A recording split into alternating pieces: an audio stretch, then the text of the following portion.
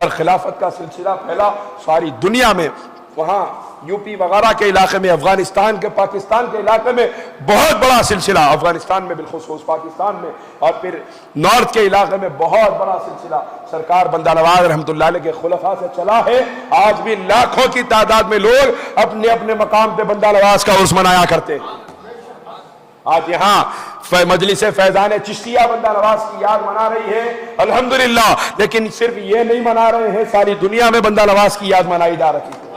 اللہ نے بندہ نواز کے نام کو ایسا روشن کر دیا ہے، اب قیامت کی صبح تک لوگوں کے سینوں میں اسی طرح چمکتا رہے گا، لوگوں کے دلوں میں اللہ بندہ نواز کی محبت کو اسی طرح چمکاتا رہے گا۔ لیکن سرکار بندہ نواز مسعود رحمۃ اللہ علیہ نے اپنے خواجگان چشت کا جو ادب فرمایا اور جو ادب بتایا ہے، اور یقیناً ہندوستان یہ خواجہ غریب نواز کی سرزمین ہے، سرکار غریب نواز کی سرزمین ہے، اور اس سرزمین پر غلبہ بھی اللہ نے غریب نواز کے غلاموں کو عطا فرمایا۔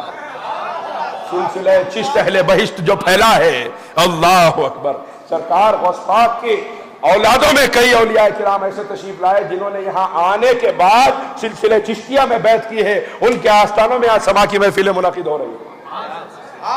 اور سرکار بندہ نواز ارشاد فرماتے ہیں کہ مجھے اللہ کا قرب ملا ہے تو دو چیزوں سے ملا ہے، ایک قرآن پاک کی تلاوت سے ملا ہے، دوسرا محفل سما سے ملا ہے۔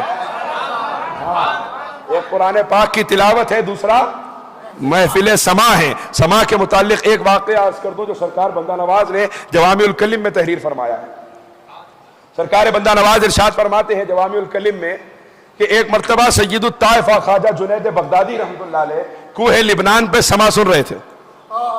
خواجہ جنید بغدادی کوہ لبنان پہ، بندہ نواز نے لکھا ہے جوامع الکلم میں، اب مجھے ضرورت نہیں ہے اس بات کی، بہرحال کسی کتاب کا حوالہ بھی اس میں موجود ہے، لیکن میں سمجھتا ہوں محقق بڑا ہو تو ہم اس کی تحقیق پہ بھروسہ کر لیتے ہیں، اور محقق اتنا بڑا، یاد رکھیں یہ وہ لوگ نہیں ہیں جو کمپیوٹر سے چھپی ہوئی کتابیں دیکھ کر بولا کرتے ہیں۔ مولا روم فرماتے ہیں لوح محفوظ ہست پیش اولیاء، مولا روم فرماتے ہیں لوح محفوظ دیکھ کر اولیاء بولا کرتے ہیں، یہ چھپی ہوئی کتابیں دیکھ کر نہیں بولتے، اولیاء جب بولتے ہیں تو لوح محفوظ اپنی آنکھوں سے دیکھ کر بولا کرتے ہیں۔ اور سرکار بندہ نواز نے فرمایا کوہ لبنان پر حضرت خواجہ جنید بغدادی رحمۃ اللہ علیہ سما سن رہے تھے، اور اسی میں کیفیت آپ کے اوپر وجد کی طاری ہو گئی، اور کیفیت میں خواجہ جنید بغدادی اٹھ گئے، رقص کرنے لگے۔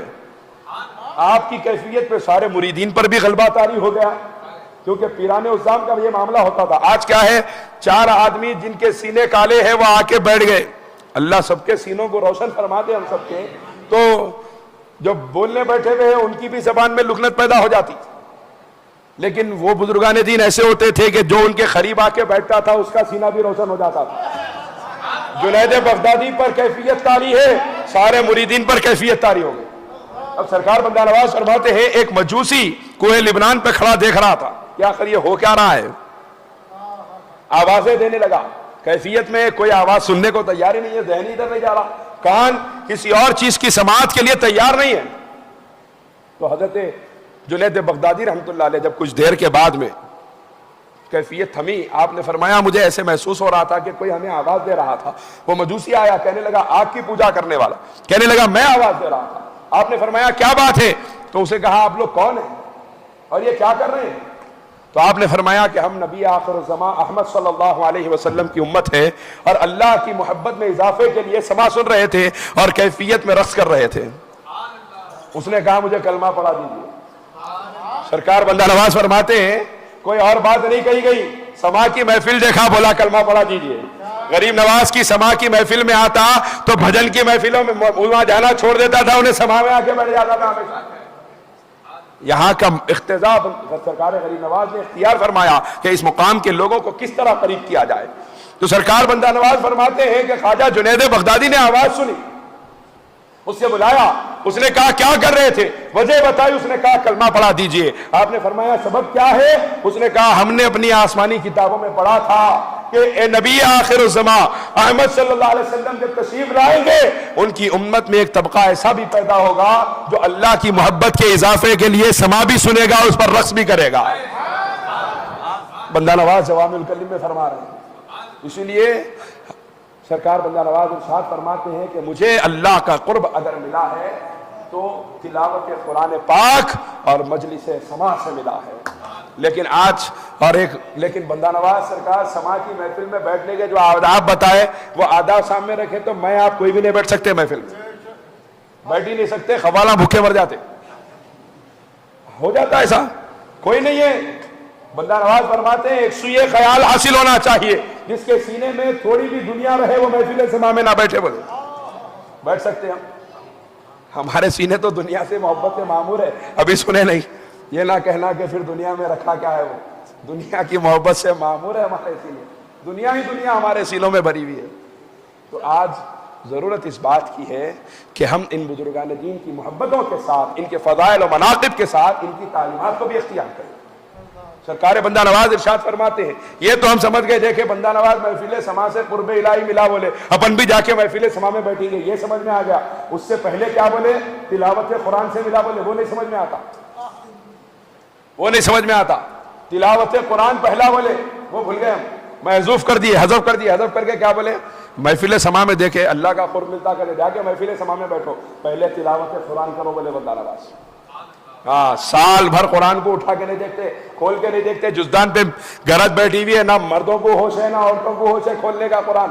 کیا بولتے نہیں, محفل سما میں بیٹھے تو قرب الہی ملتا, یقیناً ملتا ہے. لیکن بندہ نواز نے پہلے نمبر پہ تلاوت قرآن کو بیان فرمایا.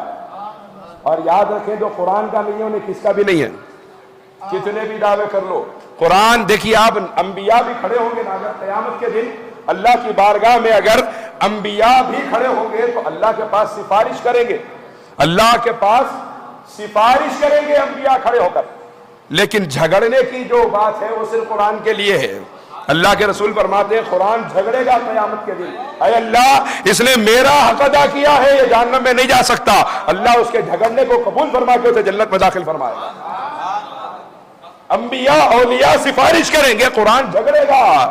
یہ شان ہے کلام الہی کی.